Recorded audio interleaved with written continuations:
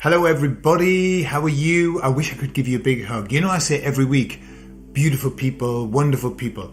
I do mean it. I would love to, I wish we could all be together and we could just talk about all kinds of weird stuff. Anyway, today we're talking about the dangers of decoding and loads of other stuff as well. I'll tell you all about it on the other side.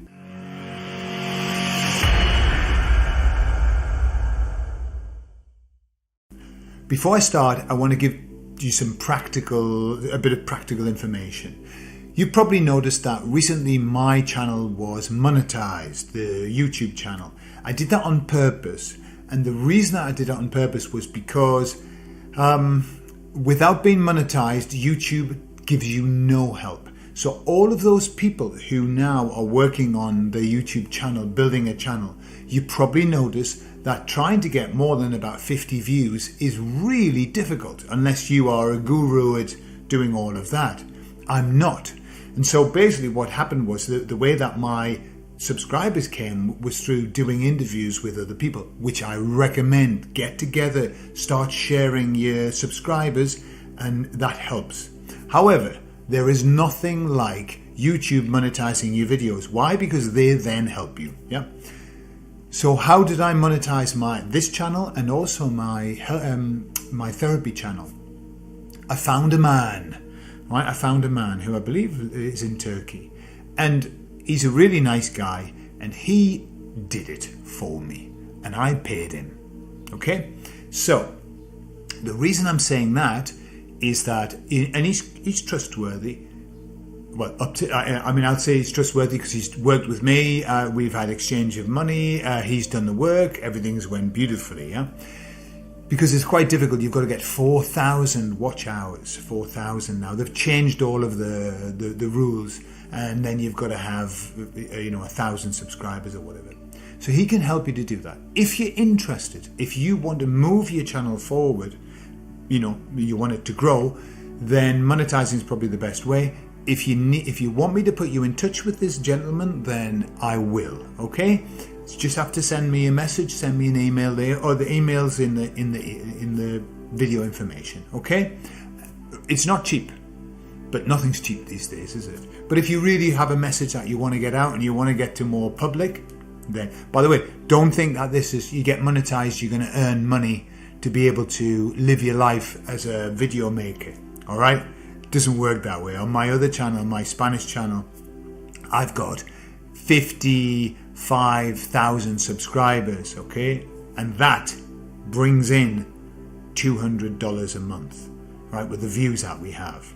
So don't think that it's going to change your life, but what it does, it just gives you more spread, and then it's a great way of organizing or advertising your business. If you have a business to advertise, there are lots of spin-offs. YouTube, although we don't earn much money from it, it really helps our business massively. Okay, so there you are. So if you want this guy's connection, I shall give you, if you send me an email. All right, I'll start with the question. I've got loads of bits and pieces I want to give you, but I'll start with this question that I asked the emissaries, which was, do you speak to the baddies? Right? It was just a question. I thought, do you communicate? Because I'm basically they're on two sides of the same coin. Do you speak to them? And they said, no, we don't. In a formal communication style, no. But they said what we are able to do is to read their energy, just as they can read our energy. So, that because they're in that realm, they can see that kind of thing. And I said, right, so tell me, compared to when we started this journey, that was 4 years ago, when you were reading the energy then and when you read the energy now, what's the difference? Okay, I'm always pushing them into a corner. I always want details. And they said, when we started this journey, their energy was strong, white, like that strong, bright energy. But they said it was fraying. It was already fraying around the edges. That's what that was their kind of metaphor. But it was very strong. It was very clear, organized light. And I said, so how is it now? And they said, well, it's very different. They are scattered. The energy is scattered and it's scared. And so they said it's kind of like, it doesn't have the form that it had before. It was very solid, it was very clear, and now it's scattered and scared. So that was just nice. That was something I wanted to share with you. Something else as well. What happens when they give me information? Right? They give me the idea, and my mind converts it into words. Sometimes the words are interesting, and sometimes they really stand out as something very important that I stop and I have to write it down, because I think, no, those words are said in a very certain way for a very important message. Yeah? So I said to them, this world is mad. Which it is, isn't it? I mean, it's absolutely mad. And they said, yes, it is. And they said, it's so mad that you mustn't get caught up trying to make sense of it. And then they said this sentence, right? It was their sentence. It was like, it came to me. Like sometimes I think, well, I'm manipulating things to get that message through. But this one was like very clear. And it said, when you try to make sense of the nonsensical, you often end up with a false doctrine. Okay? And it was like, oh, that wouldn't be a sentence I would say. And I was thinking, so when you try to make sense of the nonsensical, you often end up with a false doctrine. And then I realized that we've been living through this, haven't we? This is what we've been seeing. And I'm going to use Mr. T as an example. But I've seen this all over. And I've been responsible for trying to create a false doctrine. What do I mean by that? So we have an idea. Imagine, the people who are very, very pro Mr. T and that movement, that number 17 movement, right? And, hey, fantastic, beautiful. I've got nothing against that at all, nothing at all. But what happens is they have a narrative that they have in their mind. And then sometimes things go outside of that narrative. Things that don't fit in. Things that don't make sense. I'll give you an example. So, Mr. T, a while back, not so long ago actually, recently, was promoting boosters. Right? Now, that's mad, isn't it? That's mad. That's nonsensical. But what did I see people do? What I saw people do was then create a false doctrine about that, and they start decoding. Right? Now, I know some beautiful decoders. Who's the one I've listened to? I mean, he goes way out there. I can't remember his name, but it's something Decode. And the decoders tell you what's behind the action. And there's a lot of decoders out there. And they spend their whole time saying, well, actually, what it is this. Right? However, they've been wrong a lot. They've been wrong a lot. Okay? Fair enough. When you try to make sense of the nonsensical, what you end up with sometimes is a false doctrine. Okay? And I think this is what we have to be careful of, and this is what the emissaries were saying to us, is the world is mad. Don't try and make sense of it. And that's what we want to do. Our minds want us to make sense of it. Of course they do. Our minds say, well, look, this is mad. There must be some reason behind it. What if there isn't? What if it's just because it's mad? What if it's just because that's what went through the person's mind that day? What if they weren't really thinking? And what I think, there's an expression, how's it go? Something like, I think you give me too much credit. Right? And I think sometimes we give people too much credit. We think that every single thing that they do is coded. Right? Now, we are humans, and how many things that you do are coded? How many words that you say are actually coded? Sometimes, yes. When we're having conversations, we want to try and drop a truth bomb, and we want to try and say something that makes somebody think, we codify our language. Of course we do. But the vast majority of the time, we're not. When you're having a poo on the toilet, you're not in codified mentality. When you've had a couple of glasses of wine, nor are you. There are loads of times in conversation you're not particularly in codified mentality. And so we project onto people a lot of this. How many things have been projected onto Mr. T about what he said and what it means, and playing it backwards, picking out the gematria of everything. It's like, for God's sake, what kind of being is he that he can actually speak in code all of the time? And I don't doubt that there's some there, but that was a message I thought was really interesting, and I'll tell you a story that fits in with it. So this woman had a goose that laid golden eggs. You probably know this story. And every day the goose would lay a golden egg. And the woman was very rich, but she was very avaricious. And so she couldn't wait a day for the egg to come out. And so she killed the goose. And when she opened it up, all she found was, one partially made golden egg, and the rest were just nothing. And she lost the source of income. And that story became a doctrine.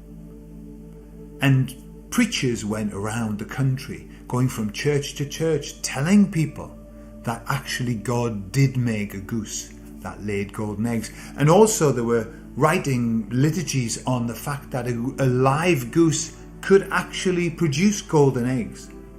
And some people said actually what it comes down to is an act of faith. We just have to believe that the goose laid golden eggs. And the truth of the matter is, it really doesn't matter whether there was a goose or whether there wasn't. It would have been far better for them to spend the time teaching people about avarice, about greed, than talking about the goose and the golden egg. And that's what we've got to be careful of. Let's not spend too much time talking about the goose and whether it was real or not, and more time about what's behind it, the essence, where we should be. Talking about that, I'll tell you another story. So this group of animals are all together in the farm, like an animal farm. They're all in the shed, and they're talking, and they're all complaining bitterly. And the cow said, well, I'm fed up with this.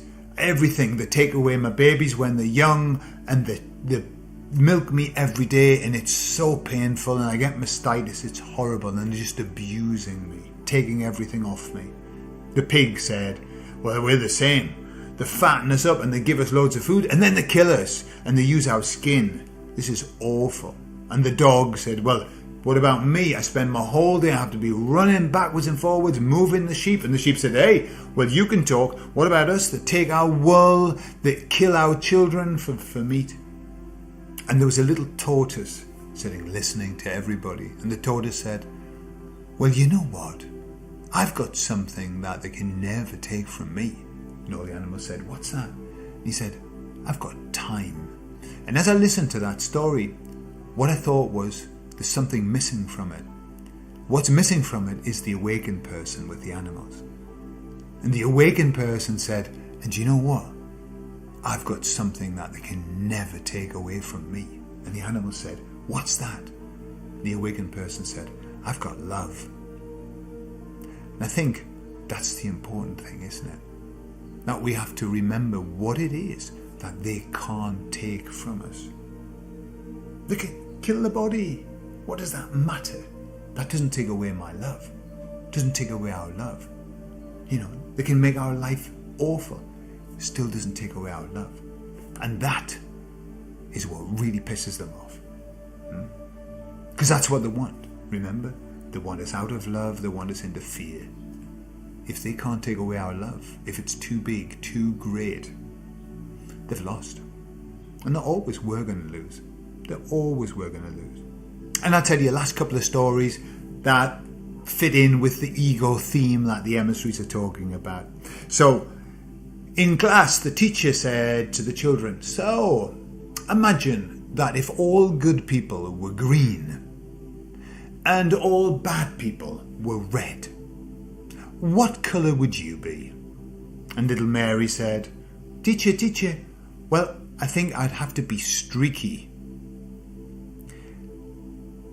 And no matter who is telling you, no matter who it is that you're speaking, when they're here in this 3D, no matter how much they profess to be the good colour, to be green, they're always going to be streaky. And if they tell you any other, they're lying. We're all streaky. And as soon as we get used to that, then all of the colours merge and we become another colour. What's red and green, when they get together, what will that make? Probably an awful stinky colour, but hey, it'll be beautiful. That merging of the colours. And it's like the lotus flower. So this gentleman was walking along the road and there was a lotus flower that was there just in the sun with its petals out. And the man looked at the lotus flower and he thought, I've never seen anything so beautiful as that flower. So beautiful. And he said, lotus flower, you are the epitome of beauty. I absolutely think it's beautiful to look at you. It makes me glad to be alive. It makes me want to praise God. And the lotus flower became very embarrassed and it went red and it said, I'm nothing more than just a lotus flower. And then the man continued to walk down the road and then he came across another lotus flower that was there with its petals stretched out. And it saw the man and it said, look at the beauty that God has created. Look at me. Look how gorgeous I am. Give praise to God. And the man looked at the lotus flower and he felt shame. Shame that the lotus flower thought that by selling its beauty it would bring joy and bring acclaim to God. Far better to be like the other lotus flower that didn't even know its own beauty. And it was that humility that brought acclaim and praise to God. As the expression goes, the lady doth protest too much. So anyone who's telling you that they're not streaky, they're lying. Anybody who wants you to praise God because of how wonderful they are, they're not the kind of people you want to hang around with. So there you are. That's all that I've got to share with you today. Thank you for spending time with me. I love you all and I'll see you all soon. Bye-bye.